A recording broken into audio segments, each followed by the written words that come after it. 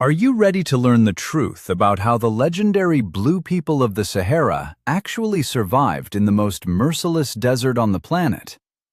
Many historical myths distort the picture of the harsh but incredibly well thought out life of the Tuareg tribes of the Great Sand Sea.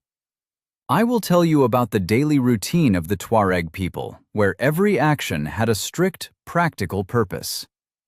Step by step, we will follow the entire cycle from loading the first morning camel to settling around the evening fire. Watch the video to the end, and you will learn how they preserved their water supplies in conditions of extreme heat and total absence of shade. What if I told you that the placement of each tent was subject to a strict sand and wind protection system? The Tuareg camp was always set up in a loose crescent, with the open part facing away from the prevailing wind. The first rays of the morning sun fell on the back walls of the tents, warming the goat hair coverings that had cooled down overnight. Each individual shelter consisted of a frame that required about a dozen carefully selected wooden poles. These poles were brought from distant oases and carefully treated with animal fat to prevent the dry air from cracking them. The covering for such a frame was sewn from many tanned goat skins, which were stretched over the wooden base. The lower edge of this covering was weighted down to the sand with heavy leather bags filled with stones. This prevented the sudden gusts of the harmattan wind from tearing the shelter from its place. A small gap was always left between the covering and the ground for hot air to escape from the interior space. Additional ropes tied to deep pegs allowed the position of the sidewalls to be adjusted depending on the angle of the sun. Then it was time to check the precious supply of water in the heavy leather guerbas hanging in the shade. The water was carried in special sealed bags made of tightly sewn goat skins. These bags had a narrow neck, which prevented the precious liquid from evaporating during the long marches through the dunes. The women carefully inspected each seam, looking for the slightest signs of seepage on the dark leather. The full guerba was very heavy, so it was hung on the side of a kneeling camel with wide woven straps. At the same time, the men began to check all the harnesses and saddle ropes after the night's cooling. The dry leather straps that bound the loads together had a tendency to shrink under the influence of the cold desert night. They had to be loosened and retied with complex, secure knots. This was the only way to ensure the stability of the load throughout the long day ahead. Every detail of the saddle was carefully inspected for cracks or other possible damage. Inside the tent, the sleeping mats were rolled and the space was prepared for the day's work. The beds consisted of a thick layer of woven palm fibers, on top of which thick wool blankets were spread. During the day, these blankets were neatly rolled up and pushed against the walls, freeing up the central area. The sandy floor was regularly smoothed with bundles of stiff grass to remove the night's footprints. Personal belongings were placed along the walls, packed in stiff envelopes made of decorated camel leather. This strict organization of space helped to avoid chaos even in the most compact shelter. There was always room in the center for the small cooking fire to burn without danger to the surrounding fabric. The smoke rose straight up, escaping through the open sides without lingering inside. Meanwhile, the outer arc of the camp began to fill with the sounds of everyday work. People came out of their tents to start preparing the camels and inspecting the loads. The sun rose higher, and the cool air of the dawn began to disappear quickly. This was the signal for the start of large-scale work to prepare the caravan for the next stage of its journey across the sand. Groups of men set off toward the hobbled camels, where the animals had spent the night chewing dry forage. They carried special wooden saddles with curved horns designed to distribute the weight of the load. They navigated the rolling dunes using the angle of the sun and the characteristic shapes of distant rocky outcrops. The entire camp functioned as a single, well-coordinated mechanism where everyone had their own role. The absence of fuss and a clear understanding of the tasks ensured high efficiency in all work. Even the simple task of braiding a leather rope required concentration and adherence to the correct sequence of actions. I want to emphasize that discipline was the main key to survival in such an unforgiving landscape. Without it, it would have been impossible to cross the great sand seas alive. The layout and geometry of this settlement are a striking example of the engineering wisdom of the past. Every decision here was dictated by the need for maximum protection from the brutal sun and shifting sands. The wind, the dunes, and the rare patches of shade were used by people for their benefit, not to their detriment. This approach to nomadic architecture deserves the closest study and deep respect. It would be very interesting to hear your opinion on such a strict desert camp layout. Write about it in the comments and be sure to subscribe to the channel.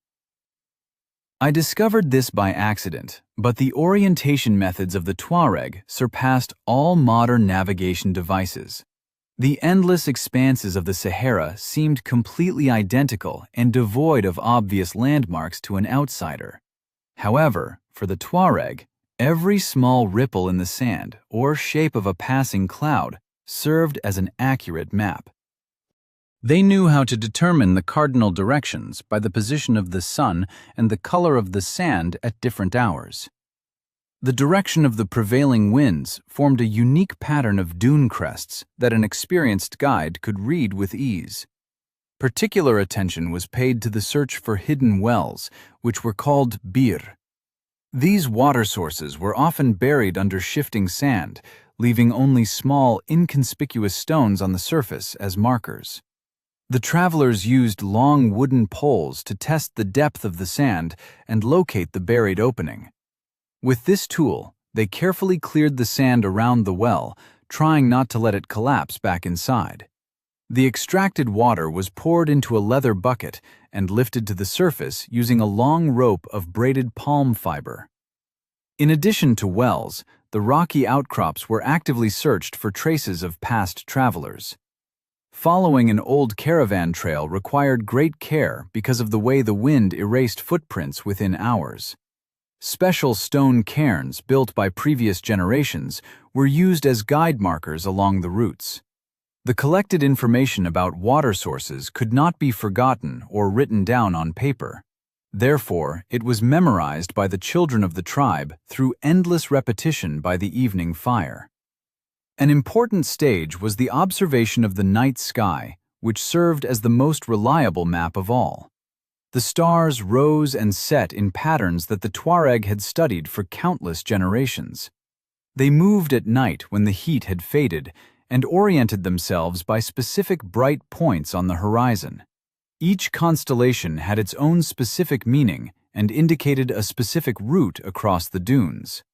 This knowledge was passed down by word of mouth and was the most important asset of the entire confederation.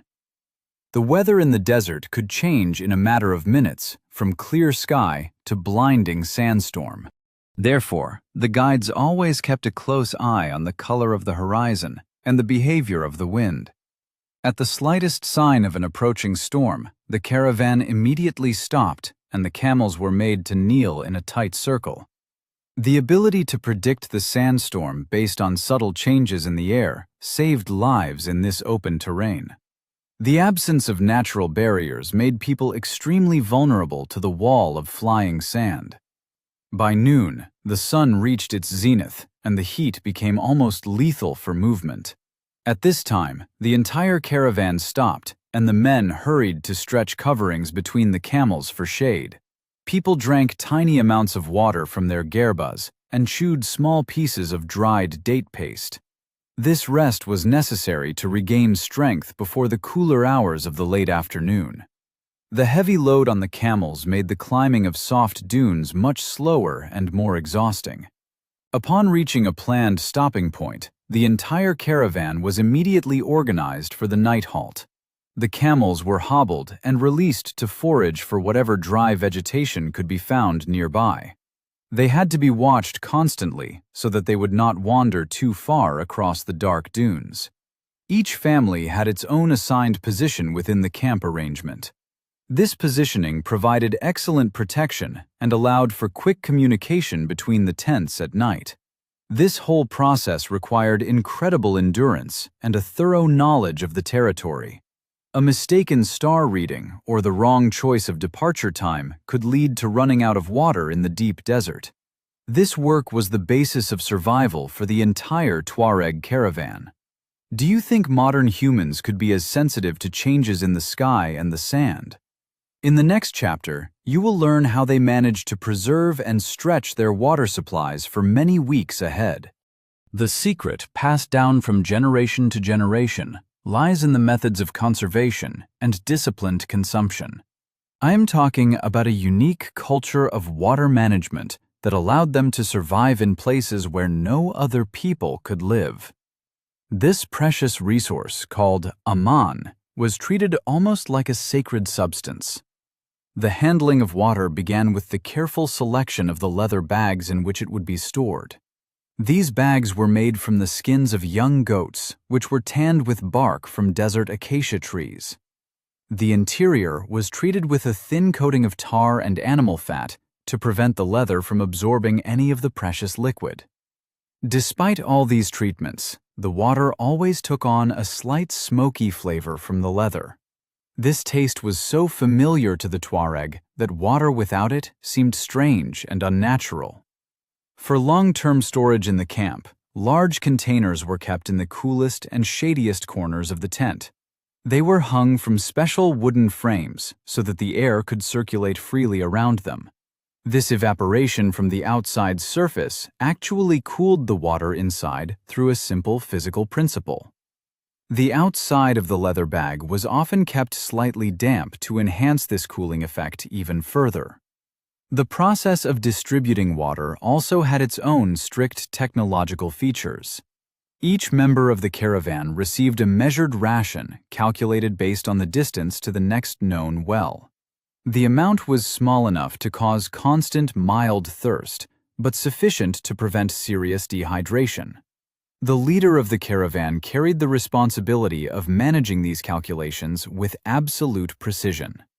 There, in the deep desert, a single miscalculation could mean death for the entire group. Preserving water was a matter of life and death for the entire Tuareg expedition. Nomads could not afford to depend on hopes of finding unknown sources during long crossings. Every member of the caravan was involved in this endless discipline of conservation and careful handling. They created a system that functioned flawlessly and provided them with the absolute minimum needed to stay alive. Unique storage and rationing methods made them completely self-sufficient on the vast sand seas. This autonomy allowed them to move freely over distances that no other people would attempt. Supplies in leather guerbas were easy to load onto the sides of camels and balanced perfectly during long marches. If necessary, water bags could be buried in cool sand to preserve them as caches for return journeys. These caches were carefully marked with arrangements of stones known only to members of the Confederation. Knowledge of the location of such caches was passed on only to the most trusted individuals. The experience of our ancestors embedded in these practices proved to be a perfect tool for adaptation. Today, these techniques are studied by specialists in survival in extreme arid conditions. The simplicity and effectiveness of these methods remain relevant even centuries later. I am sure that this information will make you look at the value of water in a completely new way. In addition to water, the caravans carried dates, which served as the perfect energy food for the desert. These sweet fruits were dried in the sun for many days until they became hard and concentrated. They were then pressed into thick blocks that could be carried for months without spoiling. A single block of dates provided enough energy for a full day of walking under the sun. Camel milk was another important resource, available fresh at every campsite. The female camels gave milk that was incredibly rich and well suited to the heat. This milk could be drunk fresh or processed into a thick, slightly sour drink that lasted longer. Dried meat called gedid was prepared in advance and carried in flat leather pouches. The meat was cut into thin strips and salted before being dried in the harsh sun for several days. After drying, it became hard as wood and would keep for many months without any sign of spoilage.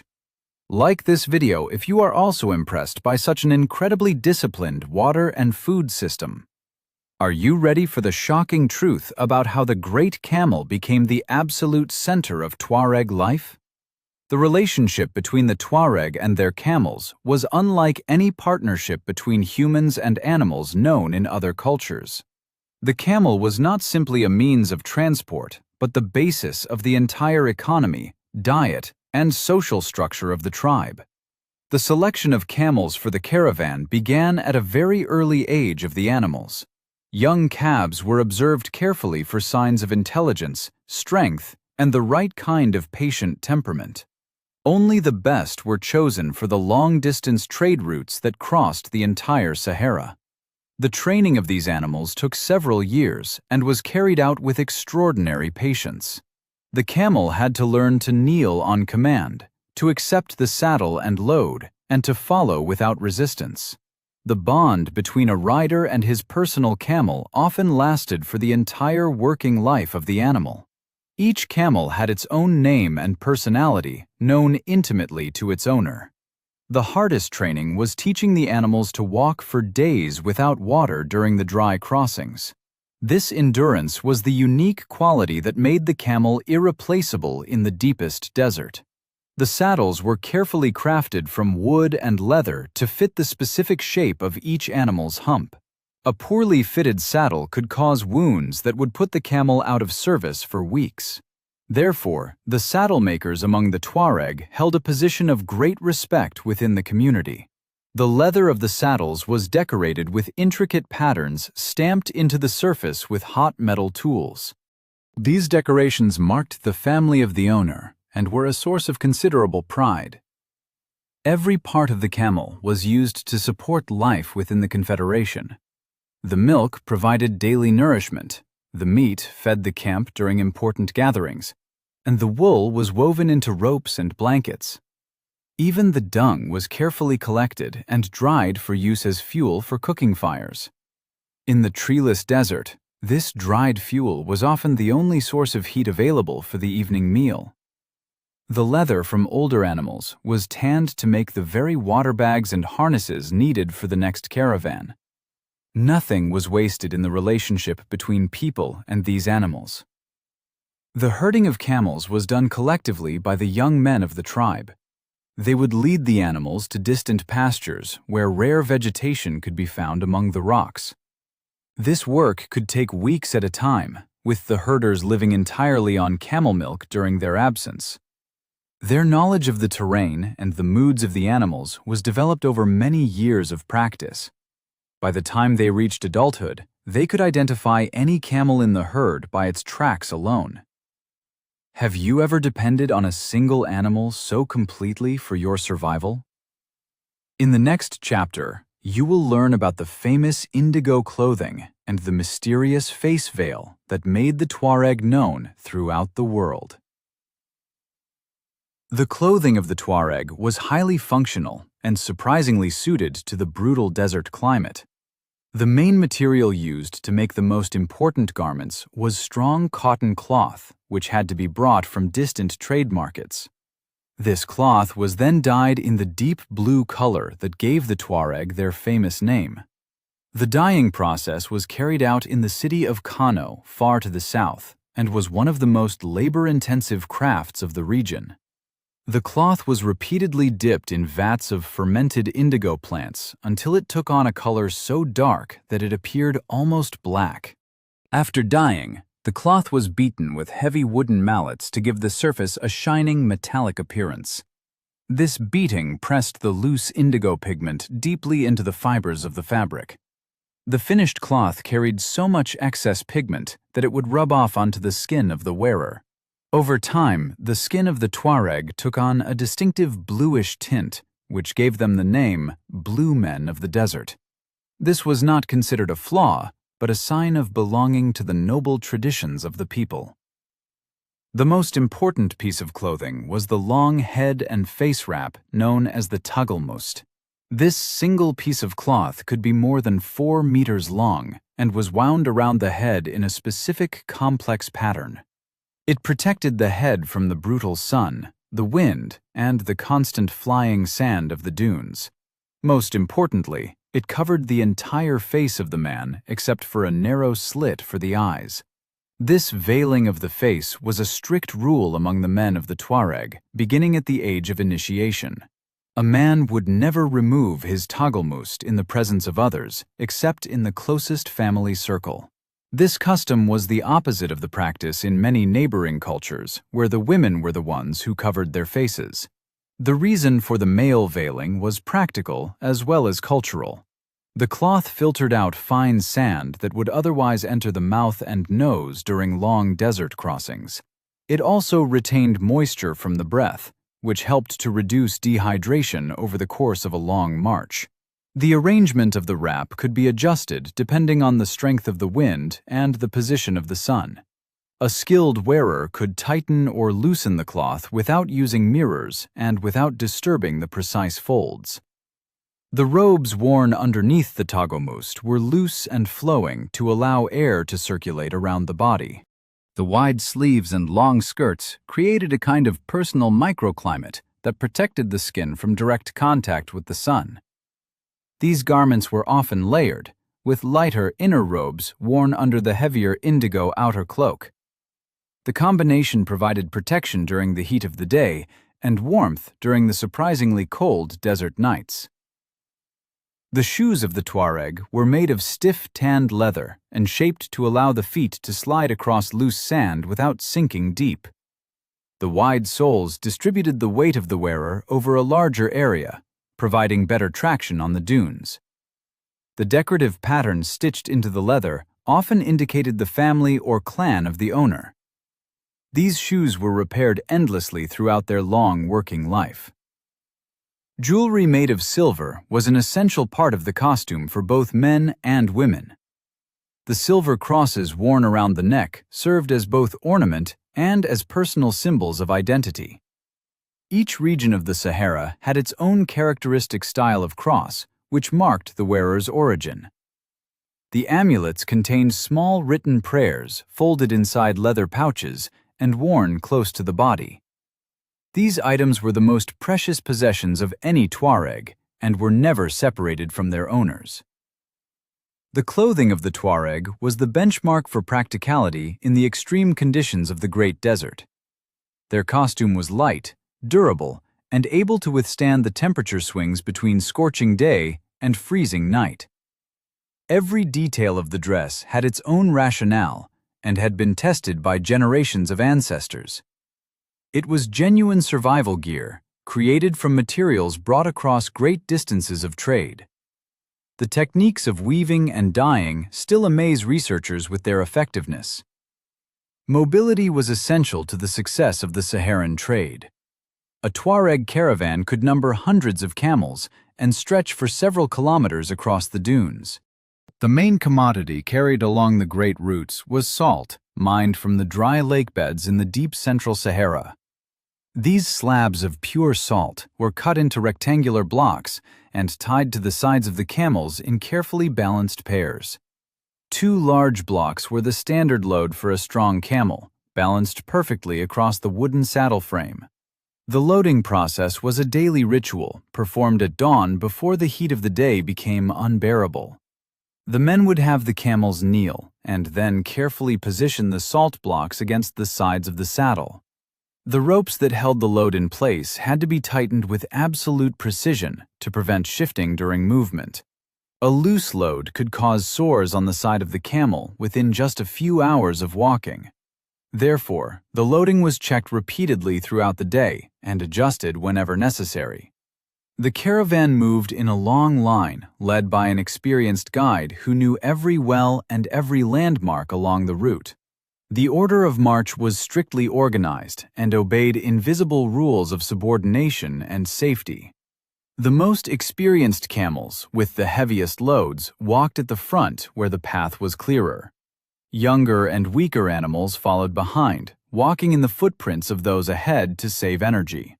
The tracks left by hundreds of camel feet formed a wide path across the soft sand. Scouts often went ahead to confirm the position of upcoming wells and to check the condition of the dunes. They returned with reports about the state of the route and any signs of trouble that might lie ahead. This advance information was crucial for planning the next several days of the journey. The speed of the caravan was slow but absolutely steady, covering predictable distances every single day. By evening, the column reached the pre-planned location for a new campsite near a known water source. Unloading the camels was done in reverse order, with the leader's animals unloaded first. The blocks of salt were carefully stacked in patterns that prevented them from absorbing moisture from the cooling night air. The camels were inspected immediately for any signs of wounds caused by the day's load. Any small injury was treated at once with traditional remedies to prevent it from becoming serious. The camp was set up around this central pile of trade goods, with the tents arranged in a protective ring. Life in the camp resumed with the same patterns followed every night of the journey. This unique caravan system made the Tuareg the absolute masters of the trans-Saharan trade for many centuries. The salt was carried hundreds of kilometers south to be exchanged for gold, grain, and goods from the great markets of West Africa. On the return journey, the camels carried these new commodities back north to be sold in the markets of the Mediterranean coast. This long-distance trade was the economic backbone of the entire Tuareg Confederation. The wealth generated by it supported a complex social structure that few outsiders ever fully understood. The Tuareg society had its own remarkable feature that set it apart from most of the surrounding cultures. The descent and inheritance among the Tuareg followed the line of the mother rather than the father. This matrilineal system meant that a man's most important relative was his mother's brother rather than his own father. Property such as tents, livestock, and personal jewelry passed from mothers to daughters. The women of the Tuareg held a position of remarkable independence and respect within the community. They were not required to veil their faces, and they could own significant property in their own right. Women learned to read and write the ancient Tifinagh script, which was the traditional writing system of the Tuareg. They composed poetry, played musical instruments, and participated openly in the discussions of the camp. The tents themselves belonged to the women, and in cases of marriage breakdown, it was the husband who left rather than the wife. This system shaped every aspect of daily life in ways that often surprised visitors from other cultures. The respect shown to mothers and grandmothers was the foundation of social order within the Confederation. Decisions affecting the entire camp were often made only after consultation with the senior women. Their wisdom was considered essential for navigating disputes and planning for the future. This balance between male and female authority created a society of unusual resilience and harmony. Have you ever encountered a society where property and identity pass through the mother's line? In the next chapter, you will learn how they spent their evenings around the fire and what knowledge was passed down by the light of the flames. As darkness fell, the harsh heat of the day gradually gave way to the surprising cold of the desert night.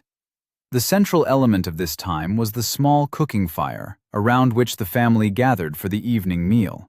The flames provided not only physical warmth, but also created an atmosphere of safety in the vast, dark sand sea.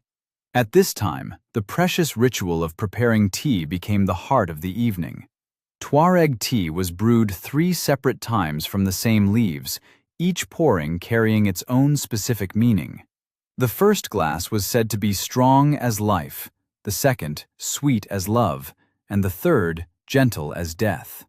The brewing required tremendous patience and skill from the man who served as the tea master.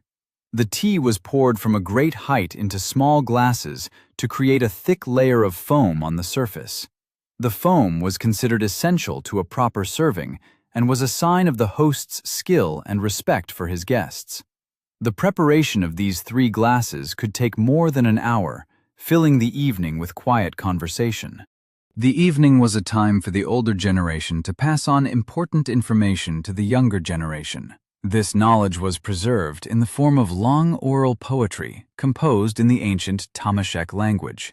Stories about the great heroes of past battles, about the founders of the noble clans, and about the routes through dangerous regions of the desert were recited to the rhythm of a single-stringed instrument called the imzad.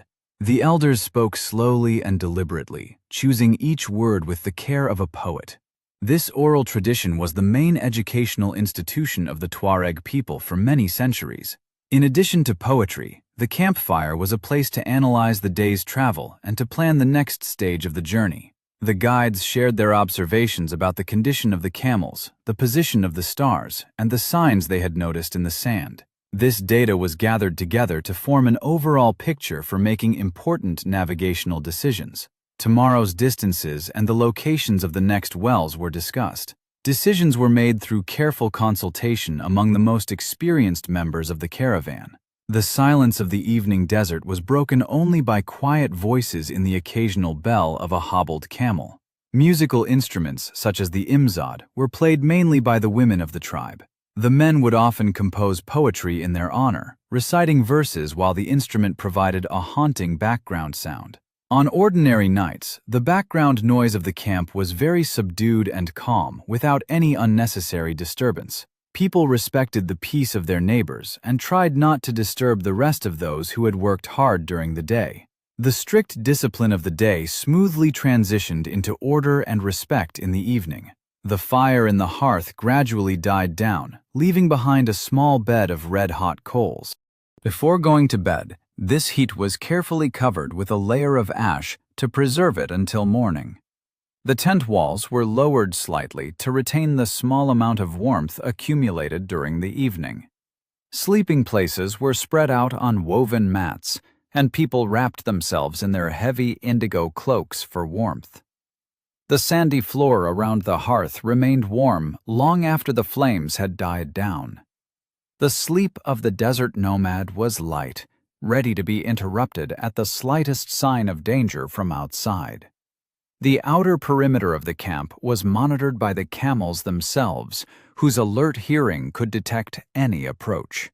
Any suspicious sound in the dark dunes would cause them to shift their position and call out softly. The safety of the settlement at night depended in part on the vigilance of these patient animals. Inside the tents, people slept, relying on the reliability of this natural early warning system. The winter nights were especially long and surprisingly bitter due to the great temperature drop after sunset. At this time, the indoor activities of weaving and storytelling reached their peak. Craftsmen created intricate silver jewelry using traditional methods requiring tremendous patience and precision. These long hours by the fire brought people together, making them feel like one extended family. The warmth of human interaction warmed them as much as the embers smoldering in the center of the tent. Every object in the camp had its own strict function and its own specific place in the carefully organized space. Chaos was the main enemy of survival in the desert, so order was maintained on an instinctive level. This philosophy of minimalism and functionality permeated every minute of their daily lives. Respect for the camels, for the elders, and for the women who held the family lineage formed the basis of their strong identity. Without this inner discipline, existence in the harsh conditions of the Sahara would have been simply impossible. The story of a day in the life of a Tuareg camp is a chronicle of endless adaptation and quiet endurance.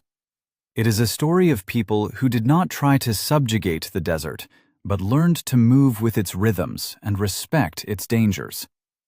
Their technology was simple, but their understanding of the land, the stars, and the animals was incredibly deep. Every evening around the campfire marked the end of another small cycle of survival in the great sand sea. Tomorrow the sun would rise again, and this ancient, measured rhythm of caravan life would repeat itself. Hundreds of years ago, this perfect mechanism worked flawlessly, ensuring the prosperity of the great Tuareg confederations. Their legacy was preserved not in stone monuments, but in the deep wisdom of poetry, song, and the silver crosses worn against the chest. We can learn a lot from these blue people of the desert. Patience, careful management of precious resources, and the ability to find direction even when the landscape appears completely empty. A day in a Tuareg camp is a lesson in survival that is relevant even in our modern world. This lesson proves that the power of the human spirit can overcome any natural obstacles. We have come all the way from the first rays of the sun over the indigo tents to the smoldering coals of the Tuareg night fire. This harsh but incredibly coordinated way of life demonstrates a true genius for adaptation and survival. What would you like to see in the next videos on this topic? Share your ideas in the comments so we can explore new historical mysteries. Subscribe to the channel so you don't miss future dives into the daily life of the great nomadic peoples of the world.